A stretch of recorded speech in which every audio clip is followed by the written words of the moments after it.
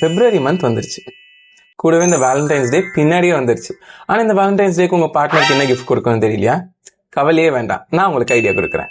So உங்களோட special ஒனோட ஸ்பெஷலான ஃபோட்டோவை இந்த மாதிரி ஒரு ஸ்பெஷலான போர்ட்ரேட்டாக கிஃப்ட் பண்ணிங்கன்னா அதை விட ஸ்பெஷலாக ஏதாவது இருக்குமா? ஸோ வேலண்டைன்ஸ் டே மட்டும் கிடையாது, உங்களோட ஃப்ரெண்ட்ஸோட வெட்டிங்கோ, பர்த்டேவோ இல்லை ஸ்பெஷல் டேவோ எந்த ஒரு டேவாக இருந்தாலும் அதுக்கு ஒரு பியூட்டிஃபுல்லான கிஃப்ட் இந்த போர்ட்ரேட் ஸ்கெட்சிங்.